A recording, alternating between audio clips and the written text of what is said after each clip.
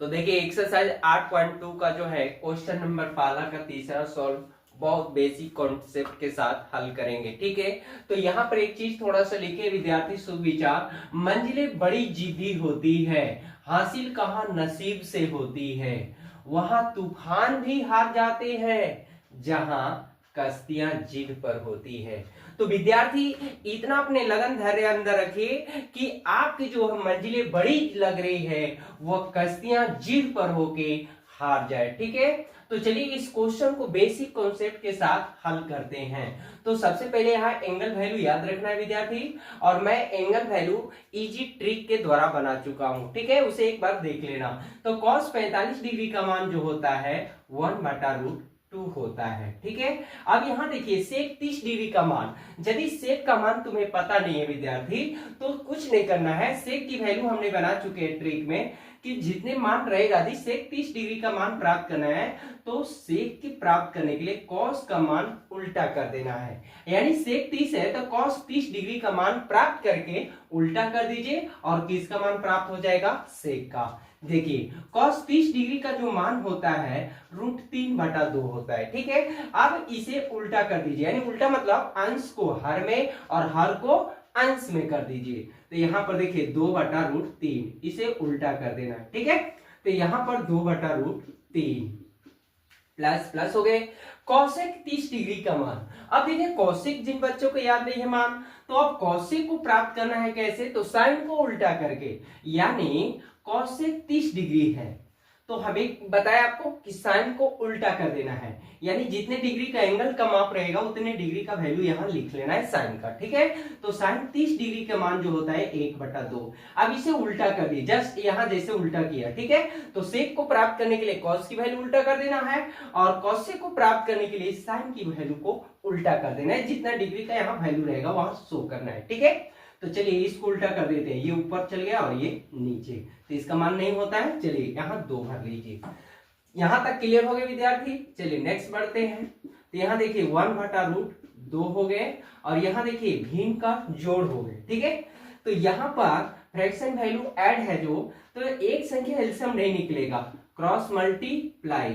तो देखिए यहाँ पर रूट के बाहर बाहर से गुणा, यानी रूट वाला गुणा आ गया, तो 2 एकम 2 और √3 हो गई। ठीक है, यहां तक क्लियर हो गए।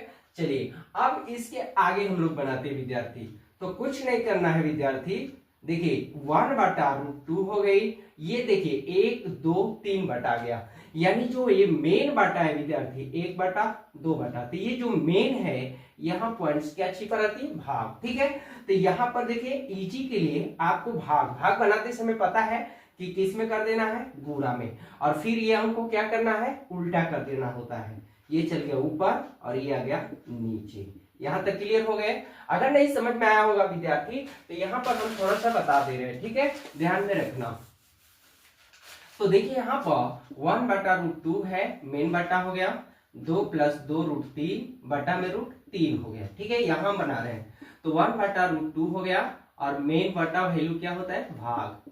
चलिए तो 2 + 2√3 बटा में क्या हो गया, √3, तो भिन्न का भाग बनाए होंगे, भाग के जगह गुणा, और ये ऊपर का क्या हो जाता है, नीचे, यानी पलट जाते वैल्यू, यानी उल्टा हो जाते। देखिए यहां तक वही चीज यहाँ हुआ है। ठीक है, यहां तक क्लियर हो गए। चलिए आगे बढ़ते हैं विद्यार्थी। आप देखिए कुछ नहीं करना है, ये भिन्न का गुणा के रूप में आपको दर्शाना है। भिन्न का गुणा ये है, ऊपर ऊपर से नीचे नीचे से, इसमें गुणा कर लीजिए, तो 2√2 हो गए अब प्लस 2√6 हो गए। ठीक है, यहाँ देखिए बाहर बाहर से रूट का होता है, अंदर अंदर से, तो 2 एकम 2 और 2 3 6, जहां रूट के अगर बाहर कोई अंक नहीं है तो वहां 1 छिपा रहता है, ये चीज ध्यान रखना। अब देखिए कभी भी हर में रूट आए तो विद्यार्थी हरों का परिमेयकरण करना है। हरों का क्या करना है, परिमेयकरण करना है। ठीक है, तो परिमेयकरण करने पर यह चीज ऐड कर लिया।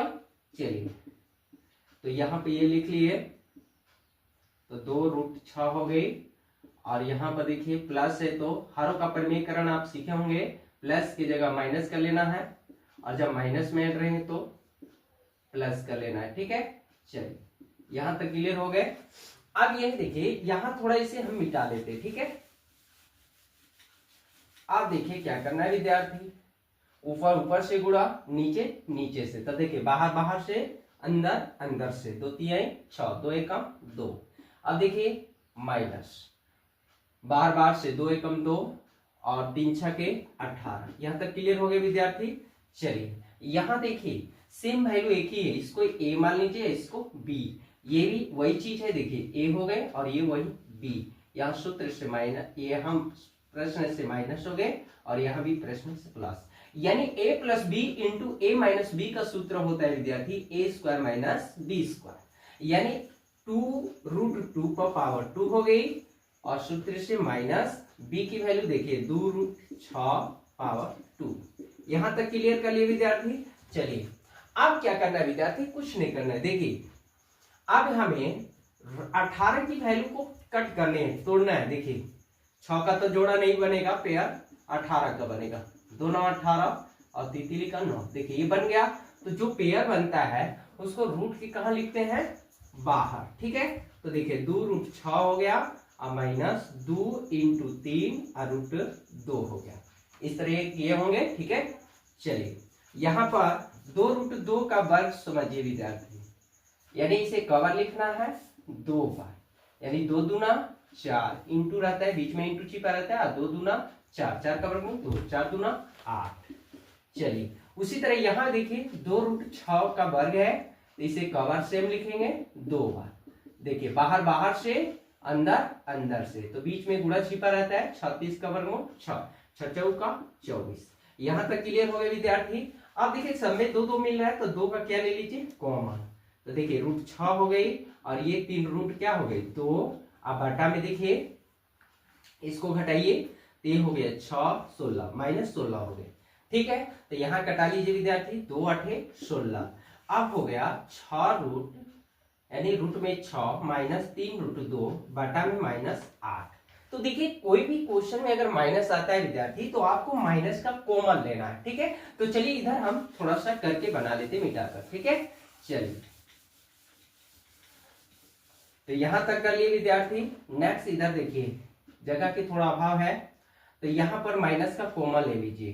तो जब माइनस कॉमन मीन्स भाग होता है, तो जब माइनस का कॉमन लेंगे तो माइनस से भाग करोगे तो प्लस, यानी 3√2 हो गया। अब माइनस प्लस में भाग करिए, -√6 हो गया। अब बटा में -8 हो गया। ये माइनस माइनस क्या हो गया, कट गया।